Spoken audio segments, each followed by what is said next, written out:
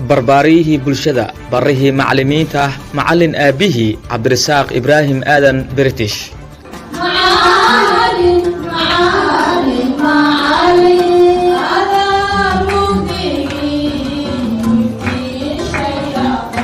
aqoon-yahan cilmigiisu ay ku intifaaceen arday badan oo ka mid ah aniga iyo adiga oo daawanaya ogow waxa uu soo saaray boqolaal saxafiyiin ah kumanaan siyaasiyiin ah iyo malaayiin macallimiin ah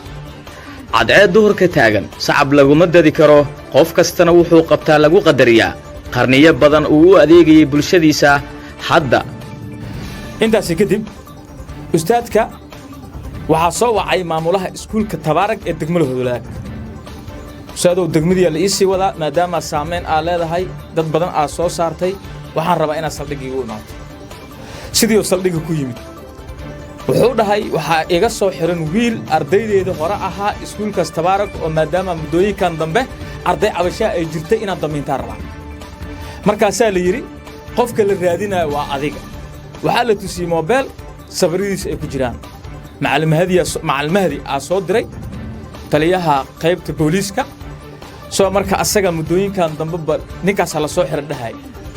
asagana wasaaradda waxbarashada ayaa u soo dirtay leeyahay sidaas darteed marka waxa la fasaxay taliyihii aan raahday maamulihii iskuulka Tabaaraga la fasaxay Cabdi Rasaaq British la xiray waxa uu ka talaabay xeyndaabkii qaaradda Afrika iyadoo macallimiinta Eeshiyaanka iyo waliba kuwa Awroba ay la amakaageen cilmigiisa iyo waliba aqoon gudbinta eeba uu ku manaystay dhawaan waxa uu Jawhara apartment ee kilometer 5 ka hirgeliyay xafiiskii labaad oo si online ah luuqada loogu barayo ajaanib iyo Soomaali xafiiskan uu adeegaa dhammaan dad Soomaaliyeed iyo ajaanib xataa uu adeegaa dhammaan qaaradaha adduunka ayuu gaarsiiyaa barnaamijkan online ka oo ay ku baxayaan luqadda Ingiriiska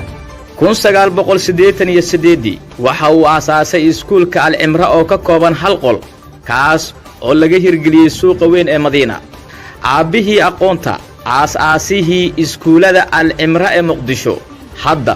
waa maamulaha Al-Imra Educational Institute kilometer 4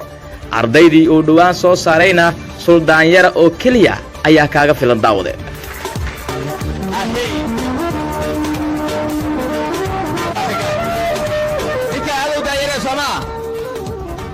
waxaan ka sii jeclaan lahaa aab Ismaan Xasan inuu soo istaago sanadkiis dal Suldaan soo dhawaadna ya salaam odayga saas dhaliya hadiya First of all, I'm greeting all the babblies, guesties, branches, all my dear teachers, my dear friends who are standing here. My topic is all about the importance of education.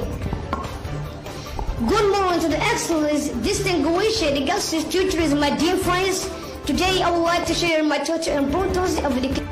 da'yarkan oo weli aan duqoobin dadka qaarna ay ugu yeeraan always young man waa macallin deeqsi ah damiirkiisu uu nool yahay dadnimadiisuna ay sareyso dibnihiisu kama daalan dhool cadaynta milkiilahan marnaba aan xaragada ka qolocan cidna sheer kulama laha jaamacadda Al-Imra International University AIU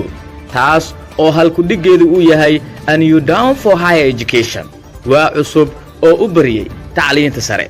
bye bye